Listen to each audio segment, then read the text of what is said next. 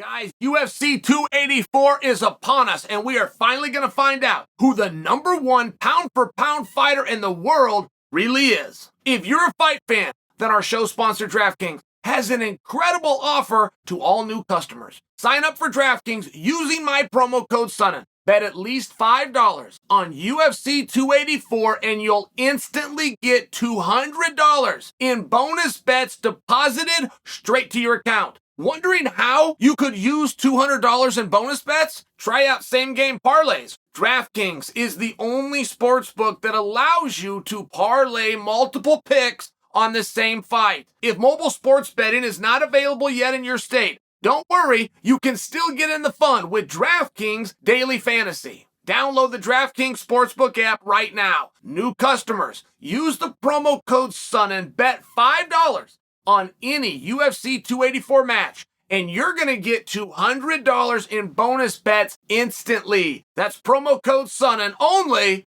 at DraftKings Sportsbook. My official prediction, Volkanovski versus Islam Makhachev. Well, Islam's going to win the fight. I mean, I do understand that. But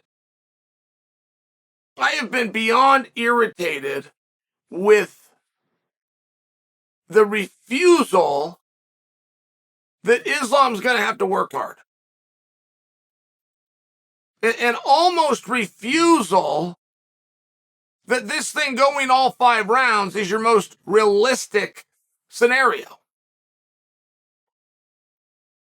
The idea that when Islam gets on top, he is going to pass, he's going to pull an arm up and he's going to take it home. He's so big, he's so strong, he can really injure this guy, Volkanovski. Like, that part just irritates me. Unless you want to apply and associate some blame, then I'll start listening. Who do we blame here? Did the promoter get it wrong? If a promoter is doing a main event title fight and it's not competitive, I mean, that's boxing right there. That's boxing where you bring in Mike Tyson and put him with a bar guy. Crush him on pay-per-view and tell the world how great this guy is. That's boxing. That's Vince McMahon. We don't do that in MMA. So are you blaming the promoter? Did the promoter irresponsibly take a guy who cannot adequately defend himself and put him in a title fight on pay-per-view? If you're doing that, I'll listen. No, the promoter did okay. He took another world champion against a world champion, a guy that's ranked higher. The promoter did this right. Everything's responsible here. Okay. Is there a time in history where the #1 guy in the world, the #1 ranked athlete in the world, could change weight classes by 1, go up or go down, and be perceived that he could not be competitive? Has there been a time in history?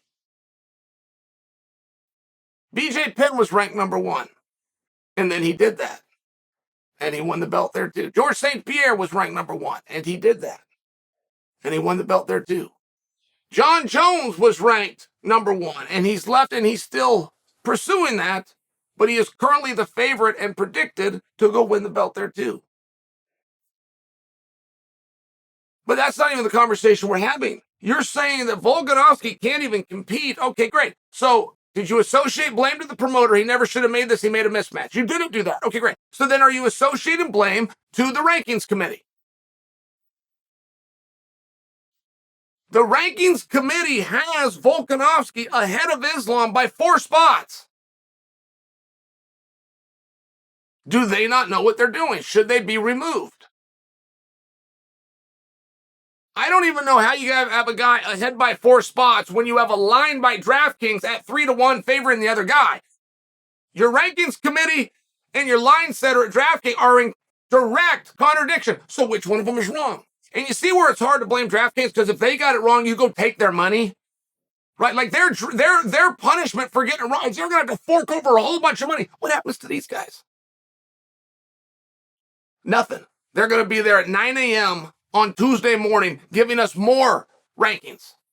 change and influencing history and guys' careers. Nothing's going to happen to them. So do you want to associate blame? Was it the promoter's fight? He made an irresponsible match. You said no. Did DraftKings screw up giving you 3-1? Because if they did take their money, that's a punishment. Can we all agree? Yeah. It's what every civil lawsuit in the world is based on. Okay, great. So we got to remove them, which leaves us with the rankings committee. Should they resign? Because it's their job to know. They are experts in this space, right? I mean, it is their absolute responsibility that they know. And on day one, we had a line by DraftKings that disagreed with them threefold. So we have guys who it's not their job to know. Getting it right over the people that are hired to do this. Is that where you're associating the blame? 10 pounds is the same thing. I can say that until I'm blue in the face. But you've never heard a fighter breaking this down. That's a literal statement. You've heard men and women and retired fighters and competitive ones, but you've never heard a fighter breaking this down that told you anything about the size discrepancy. 155 and 145. If you're a wimp, you can bring up. But everybody else understands that's the same thing. Because I keep hearing about the size and the strength of Islam. They're going to weigh the same thing 24 hours before this fight.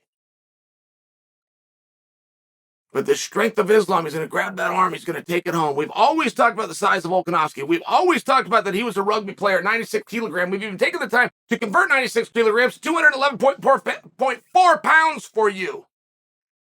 But for some reason, being 96 kilograms and 211.4 pounds isn't enough to compete 50 pounds less. And it's just part of the story that I will tell you aggravates me. The question of how does Volk win? Because I'd love to pick Volk. I really would love to pick Volk.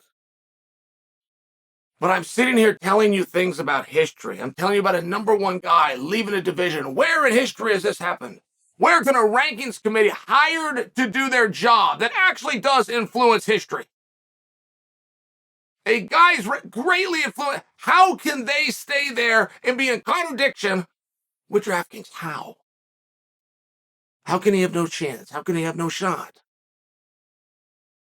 We're interim in the belt. We're not undisputed in the belt because we're quite sure Daddy's coming home because he's not going to get this job done. How can all of these things live? How can I make those arguments and not give Volk a shot? Well, because history does matter. And you're not going to find a time when a great Dagestani wrestler took on a guy who never had a wrestling match and came from a country that doesn't contest it. You're stuck there. Stuck, big time. So if that is going to be the difference in getting on top, what's he going to do when he gets there? Do I think he can blow past the guard? Do I think Volk can't hold him down? Do I think he can take his back? I don't know. I don't know how much I think that. I think Volk can protect himself. I think he can. I think he is hard to get down.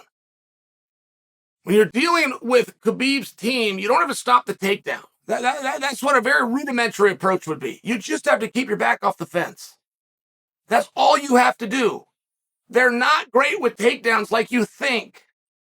They're great at takedowns when you're up against the fence. It's a big deal. I think Volk's smart enough to know that. And I think Volk's strong enough and good enough. He's not going to get underhooked and pushed into the fence like everybody else does. I think that. I also think Volk on his feet is a handful. I remember when Freddie Roach said he wasn't sure who the greatest boxer in MMA was, but he had it narrowed down to Dustin Poirier, Max Holloway, and Conor McGregor. It's a big compliment. Because Max Holloway could not trade with Volk. That's how good Volk was. Great boxing minds in the world put Max as possibly the best striker we had. Turned out Max wasn't even close to Volk. I think Volk can win some minutes on his feet. I won't admit that he's a fish out of water on the ground. You know what? I'm out. I'm changing. My official prediction, Volkanovski shoves it up all your asses.